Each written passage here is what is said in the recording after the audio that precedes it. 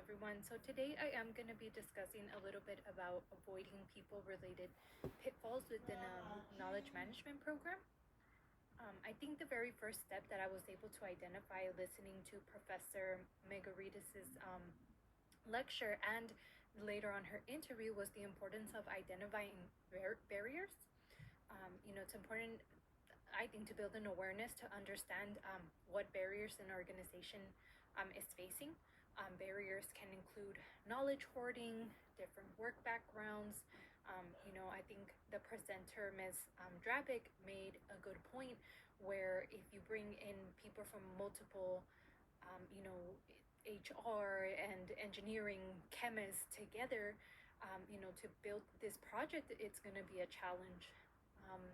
Aside from that, there's always distance or issues in coming into frequent contact.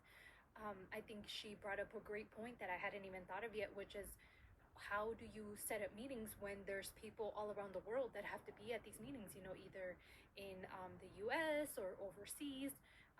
Just setting up that time to meet could be an issue.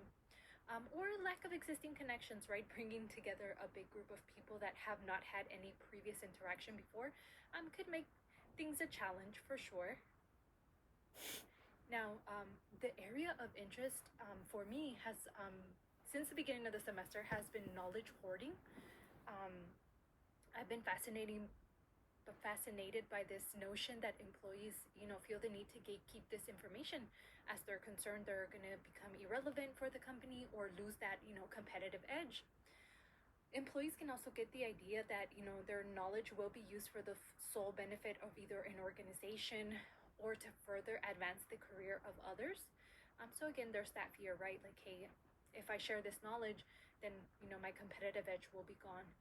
And throughout the readings and Ms. Drabik's presentation, I was able to understand employees are reluctant to join team-based projects if the previous work environment, was based solely on individual goals and individual contributions.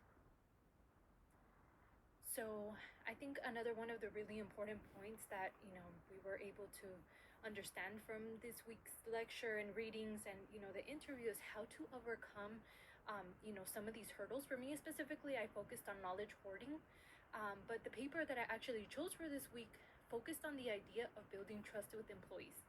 So if companies can create incentives and reward employees for sharing their knowledge, that will, push them a lot further along and give them that understanding that, hey, my contribution matters and I'm not going to be discarded. I can trust everyone in this organization to hold value to my contributions. And an increase in their own expertise and, knowledge base. If you're bringing something to the table, I can understand why you would want, something in exchange, some type of knowledge. And lastly is not exploiting or taking advantage of the knowledge the employee is sharing. Again, if this individual feels like that knowledge is only going to be for the, advancement of the company or the advancement of another, manager or, fellow colleague, they're not going to feel as happy or, willing to share. But yeah, I left a list of references and I'm going to post them to this week's discussion. But thank you so much for listening.